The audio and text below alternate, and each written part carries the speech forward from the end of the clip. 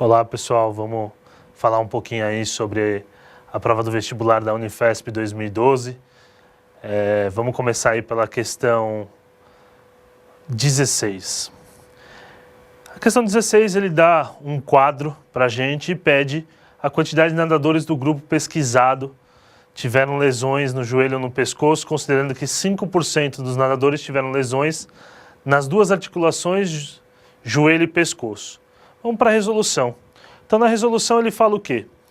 Como a gente tem lá a quantidade de nadadores, o que a gente vai fazer? Considerando que 5% dos nadadores tiveram lesões nas duas articulações, temos tabelinha aí, lesão só no joelho, 40 nadadores, lesão só no pescoço, 30 nadadores, lesão no joelho e no pescoço, 10 nadadores.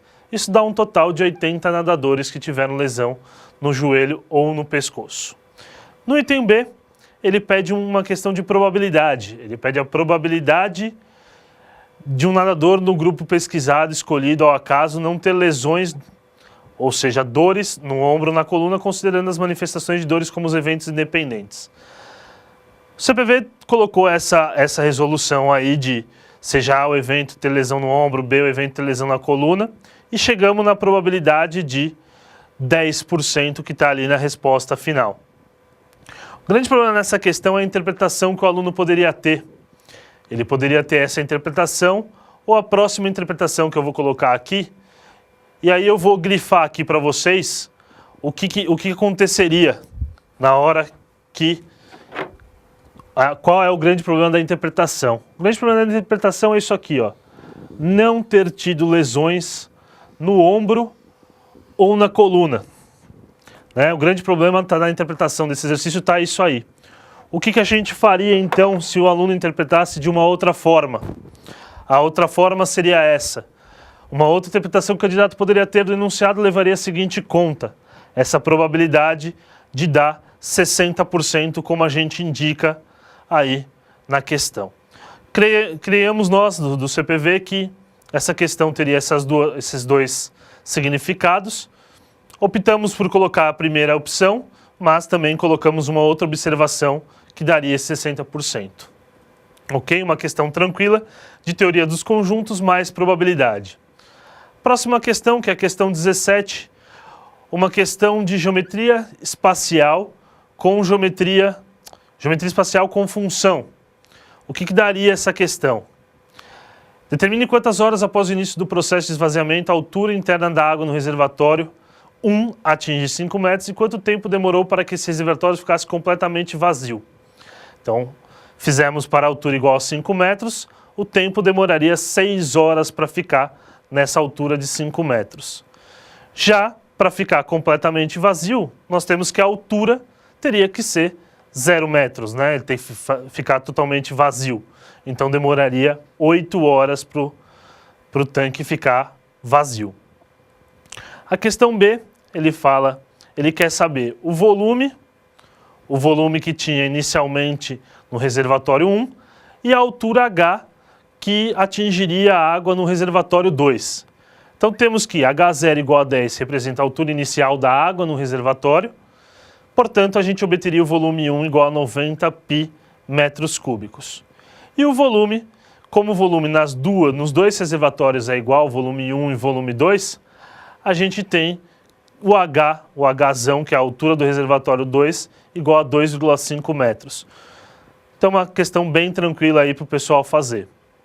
Questão 18, uma questão bem clássica de número de meninos, número de meninas, mexendo bastante com aritmética aí no item A, e no item B mexendo com uma parte de análise combinatória. Vamos ver o item A aí. Dê a expressão do número de meninos na classe em função do número de meninas e sabendo que não há mais do que 14 meninas na classe, determine quantos meninos no máximo pode haver na classe. Então, pelo enunciado lá, logo no começo, a gente tinha que y, que é o número de meninos, é 2 vezes o número de meninas menos 2. Y igual a 2x menos 4. Como não há mais que 14 meninas na classe, o número máximo de meninas será de 14. Assim, temos que o número de meninos será 2 vezes 14 menos 2, que é 24 meninos.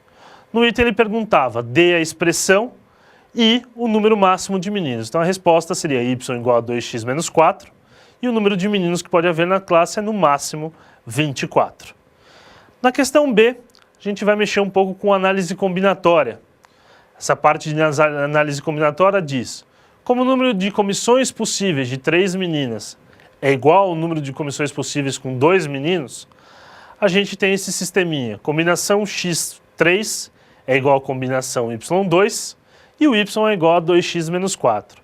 A gente acaba chegando numa equaçãozinha de terceiro grau, que pelo teorema das possíveis raízes racionais a gente obtém as 3 raízes. X igual a 2, x igual a 3 e x igual a 10.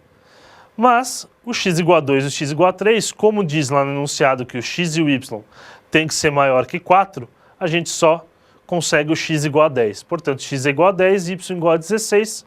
O número de alunos, 10 mais 16 igual a 26. Ok, pessoal? Questão 19. Questão 19 é puramente função exponencial e a parte de logaritmos, aplicar a propriedade de logaritmos, certo? O que a gente vai ter na questão no item A? Ele pede: determine com base na função em quantos anos a população de animais estará reduzida à metade da população inicial. Como a população inicial é o f de 0, que é igual a 750, temos a resolução aí, 750 sobre 2 é igual a 750 vezes 2 elevado a menos 005t. E aí a gente chega na resposta que em 20 anos a população de animais será reduzida à metade da população inicial. No item B, aplicando as propriedades para ver 40 exemplares, eu quero saber o tempo que demora para ter 40 exemplares. Então a gente igualou a função a 40, e aí resolvendo essa função, a gente vai obter o t igual a 84, ou seja, em 84 anos haverá apenas 40 exemplares dessa espécie de animal na reserva florestal. Ou seja, a última questão, aí uma questão puramente de trigonometria. Ele pede a duração do dia 19/2 expressando o resultado em horas e minutos. No dia 19/2, o t igual a 50, sendo que o t igual a 0 é dia 1º de janeiro, 19 de fevereiro seria t igual a 50. Então, fazendo a duração do dia para t igual a 50, a gente obteve 12,8 horas. Como o enunciado pedia expressando em horas e minutos, a gente tem 12 horas e 48 minutos. E aí o item B dessa última questão, ele perguntava a duração do dia naquela cidade foi menor ou igual a 12 horas.